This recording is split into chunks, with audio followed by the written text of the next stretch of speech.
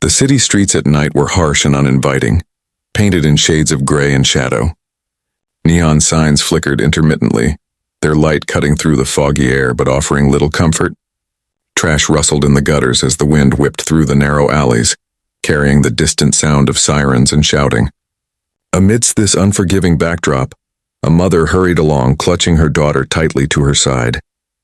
Her clothes were worn and torn, and her shoes had holes that let the cold seep in with every step. She kept glancing over her shoulder as if expecting someone or something to appear out of the darkness, ready to cause harm. Her little girl, no more than 7 years old, walked close, holding a ragged teddy bear that had seen better days.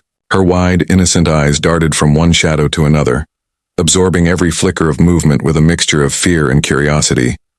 "Mommy, maybe that man will help us," the little girl said softly, her small hand pointing toward a figure across the street. The mother froze, her heart tightening with a mixture of hope and apprehension. She followed her daughter's gaze and saw a man stepping out of a sleek black car, dressed in an impeccably tailored suit that seemed to glimmer faintly under the dim streetlights. His shoes were polished to a shine, and his presence seemed almost unreal compared to the harshness of the street they were walking. The mother's chest tightened. Could a stranger like him really help them? Was it safe to approach someone so different from the world they had been forced to endure? The little girl's hand squeezed hers gently, almost urging her forward, and the mother felt a pang of guilt for hesitating. The man, absorbed in his phone, appeared oblivious to their presence. He tapped the screen thoughtfully, scrolling through messages, a stark contrast to the chaos and struggle just a few feet away. And yet there was something in the way the little girl's eyes shone, something pure, untainted by fear or caution, that made him finally look up. Their eyes met for a brief moment, and in that instant the city around them seemed to fade. The noise, the shadows, the cold, they all became a distant hum as the connection sparked between the innocence of the child and the awareness of the stranger. The mother swallowed hard, her throat tight with emotion she had no words for. She glanced down at her daughter, whose hopeful gaze urged her forward. It was a quiet, delicate moment suspended in time, where fear battled with hope and despair flirted with the possibility of salvation. The little girl's voice, small but steady, broke the tension again. "Please, Mommy, maybe he can help us." The words, simple and unassuming, carried more weight than the mother could have imagined. In that instant, she realized that sometimes courage was not about being fearless. It was about taking a step forward despite it. She took a deep breath, tightened her grip on her daughter's hand, and began to cross the street, each step carrying the fragile hope that maybe, just maybe, this stranger could change their night, their fate, their lives. The mother's feet felt heavy as she stepped onto the cracked pavement, the sound of her worn shoes scraping against the asphalt echoing in the quiet night. Her daughter's small hand was firmly wrapped around hers, guiding her forward with the stubborn hope only a child could possess. Each step was a battle against the instinct to turn back, against the fear that maybe the stranger would dismiss them, ignore them, or worse, react with anger. Yet Lila's voice, soft and insistent, kept pushing her onward. "Please, Mommy. He looks nice. Maybe he can help," the girl whispered again, her large brown eyes wide with anticipation. The man had paused, now noticing them more clearly as they approached. His phone lowered, and the city's harsh glow reflected in his sharp eyes. The mother's chest tightened. Every instinct screamed caution. But hunger and desperation had sharpened her courage in ways fear never could. Swallowing the lump in her throat, she cleared her voice, which trembled despite her effort to keep it steady. "Excuse me, sir, we don't have anywhere to go," she said, her words stumbling over themselves. Her hands, calloused and tired, gripped the edges of her torn coat, as if drawing strength from it. The millionaire man, dressed impeccably and exuding an aura of composed authority, looked down at them with a mixture of surprise and curiosity. It wasn't every night that the city's chaos delivered such an unusual pair to his attention. This small girl, no older than a twig in a storm, and her mother, worn and weary, yet carrying a quiet dignity despite their situation. There was a pause, long and tense, filled only by the distant hum of traffic and the soft whistle of the wind through the buildings. The mother could feel her pulse in her ears pounding with a mix of hope and anxiety. She watched as the stranger's eyes softened, tracing the lines of exhaustion on the mother's face, lingering on the child's hopeful gaze. Finally, the corners of his lips curved upward into a gentle, almost imperceptible smile. He didn't speak immediately, but his body language shifted subtly. His shoulders relaxed, his stance opening, signaling a willingness to listen rather than dismiss. The mother exhaled, a sound so quiet it could have been mistaken for the wind, and instinctively pulled her daughter closer. Lila's tiny hand stayed tight around hers, her small knuckles white with tension and anticipation. She tilted her head slightly, sensing that the stranger might truly be different from everyone else they had encountered on the harsh streets. The man extended a hand, not in command but in invitation, and gestured toward a nearby bench. "Come here. Let's talk," he said, his voice calm, soft, and steady. Relief surged through the mother like a wave, making her knees weak. She nodded, guiding Lila to the bench as she whispered almost to herself, "Thank God. Maybe, just maybe." Lila's eyes sparkled. Her teddy bear pressed to her chest as she looked up at the man, her small voice filled with innocent hope. "See, Mommy? I knew he could help us." The mother's heart ached at her daughter's unwavering faith, and she realized that sometimes the smallest voices can ignite the bravest actions, and tonight it might just save them. The millionaire knelt slowly, carefully lowering himself so that his eyes were level with Lila's. The night air, cold and sharp, seemed to retreat around them, leaving a bubble of quiet intimacy on the cracked sidewalk. Lila clutched her ragged teddy bear tightly, holding it against her chest as though it were a shield, yet her gaze remained unwavering, fixed on the man kneeling before her. He studied her carefully, the small curve of her cheek, the way her eyes held a mixture of caution and hope. The faint traces of tears dried on her tiny face. There was a gravity in her innocence that seemed to tug at something deep within him, something he hadn't felt in years. A raw, unfiltered desire to help, to protect, to make a difference. "What's your name, little one?" he asked gently, his voice low, warm, and unthreatening. He kept his hands visible, open, showing that he meant no harm. Lila hesitated for a heartbeat, glancing at her mother, whose eyes shone with nervous hope and silent encouragement. Then, in a soft, almost trembling voice, she answered, "Lila." She took a tiny step forward, emboldened by the man's calm demeanor. "And this is my mommy," she added, indicating the woman who stood slightly behind her, wringing her hands together, her knuckles white with tension. The man nodded, a subtle, reassuring gesture, and extended his hand toward the mother. "Don't worry," he said, his voice steady and sure. "Let's see what we can do together."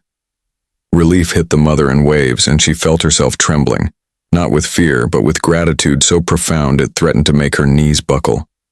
She took his hand cautiously, testing the sincerity behind the gesture, and when she felt the firmness of his grip, the warmth in his tone, she allowed herself to breathe fully for the first time in days.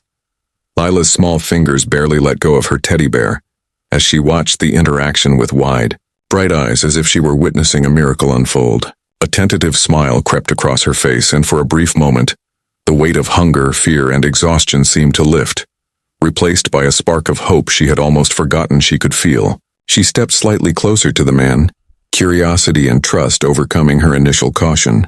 The millionaire reached out, letting her inspect his watch, his cufflinks, anything that might make him less intimidating in her eyes. Lila's small hands traced the smooth surfaces cautiously, and she giggled softly at the strange, shiny objects, the sound like a bell in the night, pure and untainted. The mother exhaled, pressing her daughter close to her chest, allowing herself to hope without reservation. For the first time in what felt like forever, the streets with all their noise and danger seemed distant and unimportant.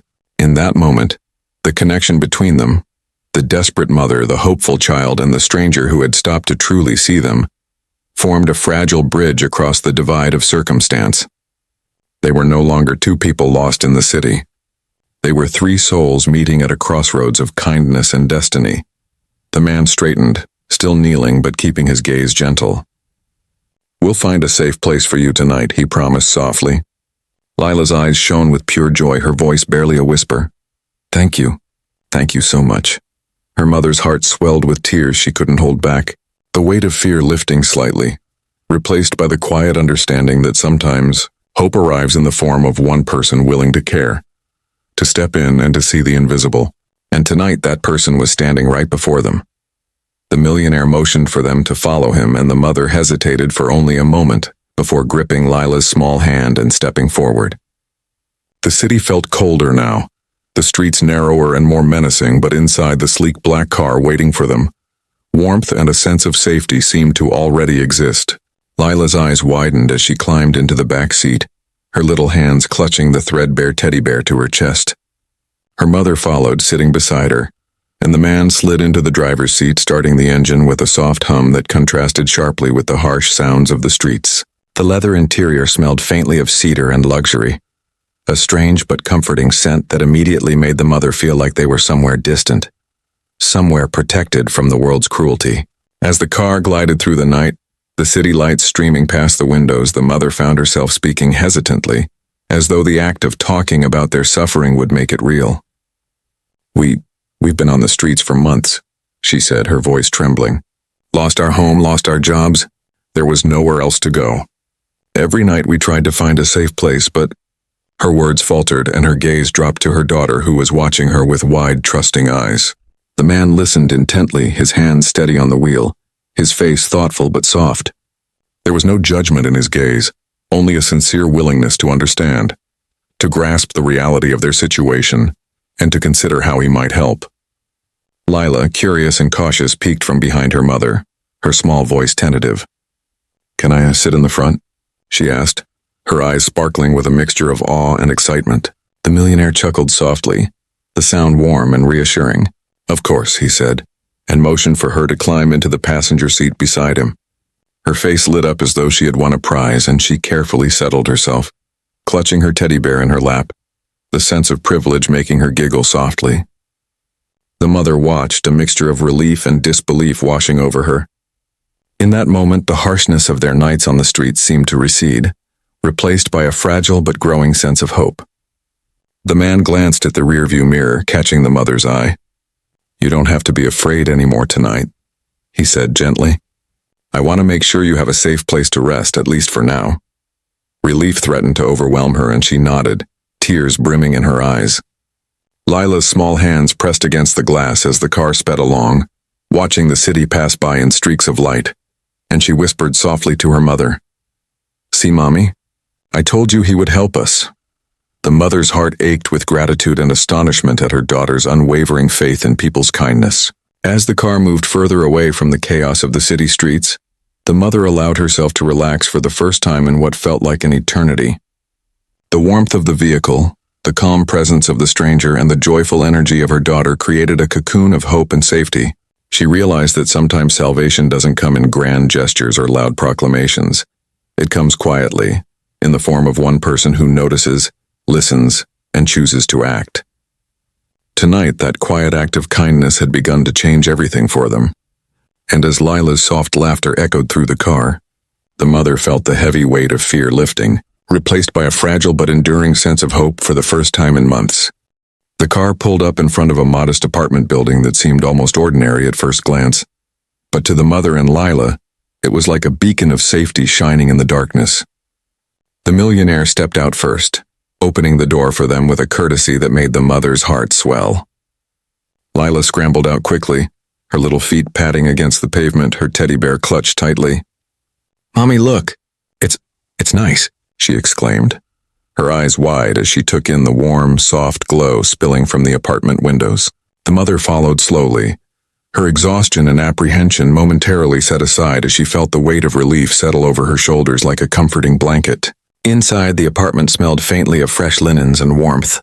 It was furnished simply yet thoughtfully with a small table, chairs, and a cozy couch. A few blankets and pillows were neatly arranged on one side, forming a makeshift bed that promised comfort and rest. The mother's eyes welled with tears at the sight. It's beautiful," she whispered, her voice thick with emotion. Lila ran ahead, pressing her hands against the window and peering out at the city lights, a broad smile illuminating her face. "See, Mommy? I told you he'd help us." Her voice was full of triumph and innocent joy, as if she had been proven right against the weight of the world. The millionaire followed slowly, observing them with quiet satisfaction. He didn't speak much. His presence alone carried reassurance. He gestured toward the blankets and pillows. "This is for tonight," he said softly. "Tomorrow we'll figure out what comes next. For now, you're safe." The mother's hands trembled as she set down her bag, a mixture of relief, gratitude, and disbelief making it difficult to breathe.